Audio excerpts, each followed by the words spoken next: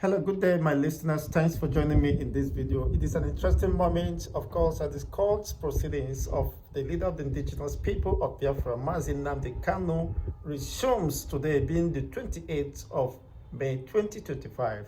The Nigerian government is trying whatever they could to establish a jurisdiction against Mazi Nnamdi Kanu.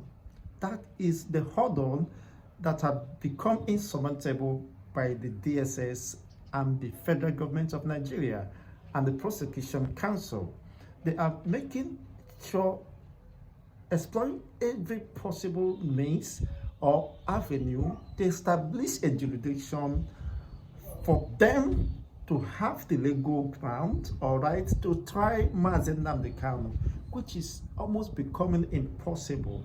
Of course, the video they played today in the court process being presented by the third witness from the DSS that claims he obtained a statement from Mazi Nnamdi Kanu in 2015. And in that video, Mazi Nnamdi Kanu pointed out to them that this was the third time you are obtaining a statement from me without my lawyers, which you are breaking the law. You can't obtain a statement from me without the presence of my lawyer. And under the law, such statement is considered to be null and void. It could not be used against the particular accused person. If it was captured in that video that the DSS obtained those statements under duress. He was tortured, of course, we understood, 8 days and was flown down to Nigeria through what we call the extraordinary rendition. So the government of Nigeria was trying all they could. The only hurdle, the only hindrance for them not to win this case is that it is not possible for them to dodge that particular important question. Now, you kidnap Mazi Nnamdi Kanu. In the first instance, you summoned him in your court. How do you bring him here? So all those surrounding, all those circumventing of issues and events, immaterial or irrelevant issues being cropped up does not count. What the court wants to know, how did Mazi Nnamdi Kanu get to the courts? Where was he? Where was the alleged crime committed? You said he made a broadcast not in Nigeria, outside the jurisdiction of Nigeria. What the federal government and the DSS are trying their best to establish is jurisdiction to try Mazi Nnamdi Kanu, because outside jurisdiction you have no right. In fact, you have broken the law for the third time. That is what Mazi Nnamdi Kanu told them in that video.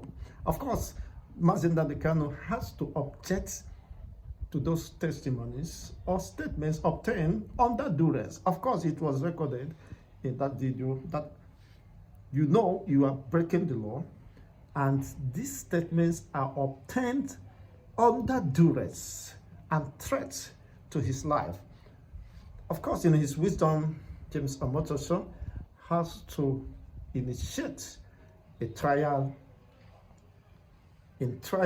in order to ascertain whether this event, statement or evidence is necessary, because already it has become useless. Once Mazi Nnamdi Kanu admitted that the DSS contravened the position of the law, they broke the law, and that has made such witness or such statement obtained under duress could not be used against the accused person, and that is very clear.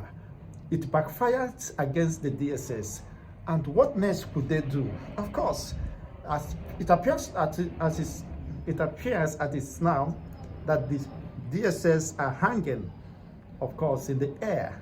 They don't know whether to fly above the skies or to sink abysmally, because the problem they are trying to avoid eventually has caught up with them. That problem is the extraordinary rendition of Mazi Nnamdi Kanu. Under what law do they extradite Mazi Nnamdi Kanu or kidnap him down to Nigeria? So if you are afraid of trying to dodge that particular question, it means you're not serious for the day's business. So, of course, the court has to adjourn the case until tomorrow, being the 29th of May 2025. The court proceedings will commence by 12 noon tomorrow. God, sparing our life, will be here, of course, to continue the updates of this trial of Mazi Nnamdi Kanu. It's becoming trial upon trial. So for DSS making such presentations is quite ill-advised, because if you know that you obtained a statement in duress in the absence of his lawyers, and he pointed out to you that I am under duress and there is no way you could obtain a statement from me in the absence of my lawyers. These are laws, established laws, and you can't contravene such laws and think you can win the case. So it is purely incriminating, it is purely barbaric, unacceptable by such institution to have acted in such manner. Of course, reason why Mazi Nnamdi Kanu have to say no.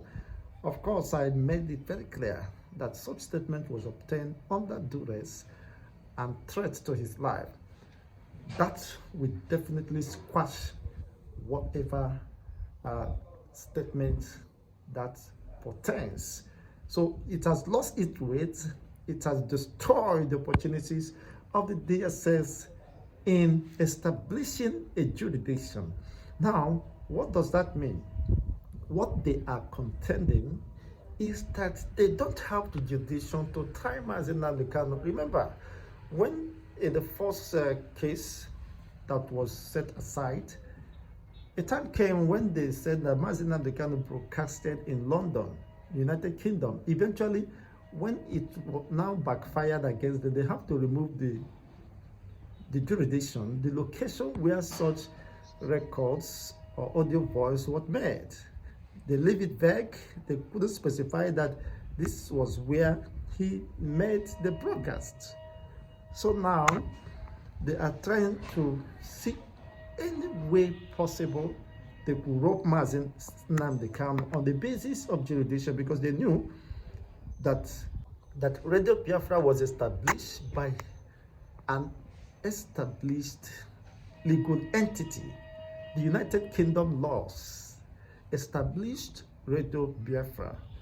And when the UK was approached to bring down that broadcasting corporation, of course they could not, because they knew that the law will catch up with them. They would pay heavy compensations for doing that. They knew that Mazi Nnamdi Kanu established that, having met all the requirements and conditions for such to be recognized and licensed. So you cannot in any way bring such down. Otherwise, you will pay heavily for that. So with all these developments, you can now understand where it is going. Unless there is no sincerity on the part of the Nigerian government to follow the due process of the law, just as what happened during Buhari's time. The court ruled in favor of Mazi Nnamdi Kanu, but eventually was set aside. And eventually we are now trapped in the same mess. Tell the court, how was Mazi Nnamdi Kanu brought down to Nigeria? You claim you are not aware, you are not your hands. You denied involvement in his extraordinary rendition or kidnap down to Nigeria. And what else could you present to establish the jurisdiction for which you embarked on trying him within the Nigerian legal framework? Of course, he has won not once, not twice, on several occasions, internationally, locally, and the records are there, has been admitted by the court as part of evidence for the defense counsel to Mazi Nnamdi Kanu. Well, let's watch as tomorrow unfolds and throw up more intriguing and exciting realities that will confront the prosecutors eventually if they fail to establish how Mazi Nnamdi Kanu was kidnapped down to Nigeria, then they eventually has lost the case. In the first instance, they have no jurisdiction to try Mazi Nnamdi Kanu. This has been their greatest fear. And unfortunately, what they fear most is eventually catching up with them. Only time will reveal otherwise. Keep watching. Don't forget to like, share, and subscribe to this channel for more political updates and discourse.